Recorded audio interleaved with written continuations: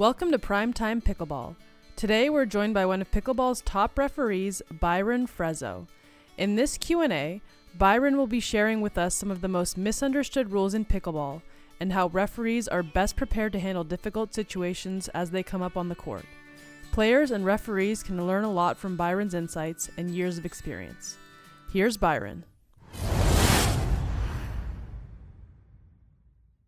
Hi, my name is Byron Freso, and I'm here at the USAPA Nationals in Casa Grande, Arizona. So, if there was one main job for a ref, what would that be? I think for a referee, your job is to maintain control of a match and to make sure that you don't disrupt the player's rhythm. Your job is just to facilitate a match or a game.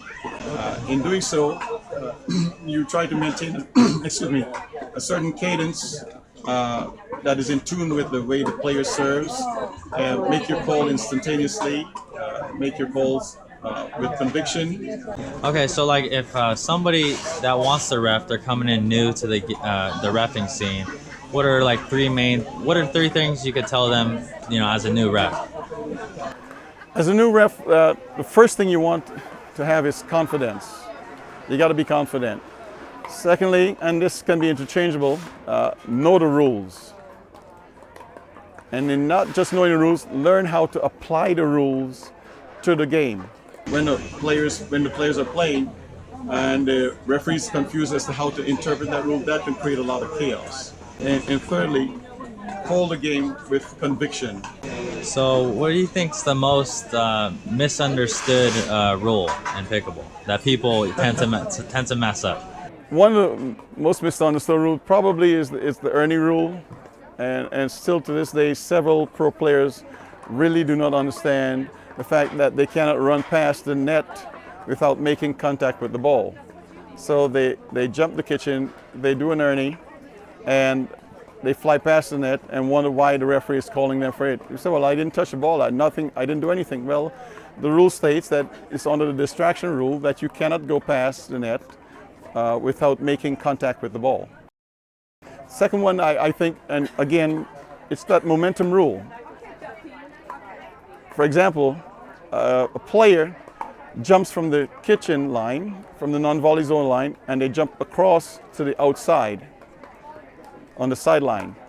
They hit a shot, beautiful shot, but in landing, they never maintain control and they fall back into the kitchen. Some players think it's a momentum rule, and so therefore going forward is the only way you can apply that rule, but that is not the case because you never maintain control and you fall right back in the kitchen after that. All right, so when you're out there reffing, what are some main things that you need out there for a new ref? Anybody walking around with a well, player bag? I would suggest you get out there. First, obviously, you have your scoreboard. You have a couple pencils because invariably many times pencil will drop out of my hand, breaks, and I'm standing there. Time's a wasting to try and go and send for another pencil. Have an ample supply of balls, 2 or 3 balls, just in case the ball is broken. You can whip out another one. Make sure that you check your balls before taking them. Make sure that they're round and they're not too soft and mushy if it's a hot day, and take those with you. Have those at your side at all times. So because again, your job is to make sure that that game is running as smoothly as possible, that you're not disrupting the rhythm of the players. Yeah. Okay. And how do you usually handle a situation when a player's, getting a little out of hand or out of control? Again, one of the first things you've got to do, you can be in control, but don't be a dictator as a referee. Don't go out there and decide that I'm the big boss, the big chief, and you will always do what I say. Yeah, that's too confrontational. So if a player is, for example, being abusive, there are certain players, if you've been around this game for a while, who the players are that you have to keep an eye on and watch them and make sure that you gain their attention quickly before they get out of hand. So my big thing is, I'll tell a player very softly, not loudly, but to watch your language, or to watch how you're expressing yourself. Don't throw that paddle. Don't. If you start tossing your paddle, I'm gonna give you a tech. They didn't really do anything that badly, but the fact is that I want to let them know up front that I'm aware of their actions, and from then on, it's either technical warning or technical foul. So you've got to make sure that those players know that you're in charge, but you're not a dictator to them. All right, and then last question. So what do you enjoy most about being a ref in pickleball? Oh, my greatest joy is I have a front seat row to the players' action, and the fact that I'm within close proximity of hearing their strategies and what they want to do. My joy comes from when that player is executing their shots, and I am just there to make sure that they don't commit a fault, that the other team is not going to feel happy that there are faults being committed and I'm not calling it on the other team. Once I get to that point where both teams are happy with my job, I'm the happiest. All right, cool. So, any last thing you want to say, if you want? Yeah, I think what I'd like to encourage anyone to become a referee.